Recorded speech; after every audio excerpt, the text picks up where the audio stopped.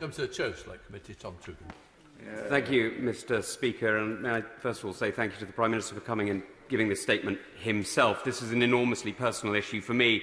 I didn't meet the Honourable Member for Barnsley Central here or in any of the clubs or think tanks around Westminster. I met him about 20 miles to the west of Garmsir in the desert as we were fighting side by side against the enemies he's just listed.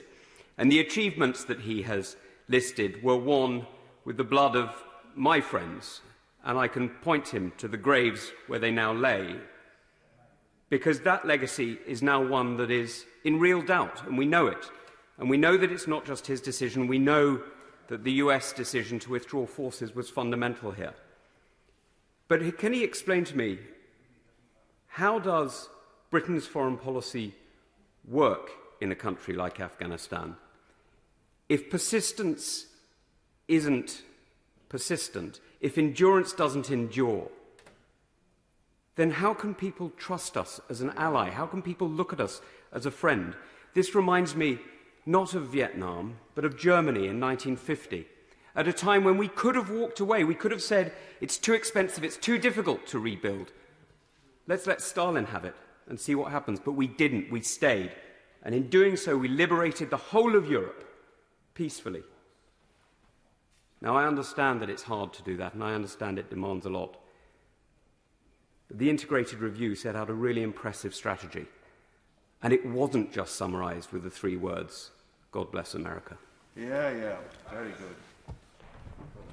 I thank my honourable friend, and I'm sure the whole House will want to thank him for his service in Afghanistan and everything, the good that he did with his fellow serving men and women in Afghanistan. But as I think he conceded in his question, what the UK has been able to do in Afghanistan has not been possible through our efforts alone, Mr. Speaker. And we have to work with others.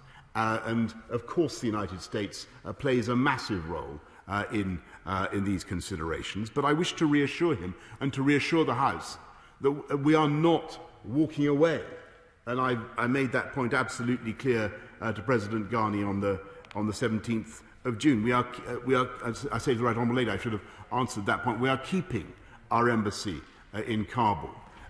And we will continue to work with our friends and allies, and particularly with the government of Pakistan, to try to bring a settlement, to try to ensure that the Taliban understand that there can be no military path to victory, and there must be a negotiated solution. And that is what the British government will continue to do, and that has been very largely what we have been doing, Mr. Speaker, since 2014.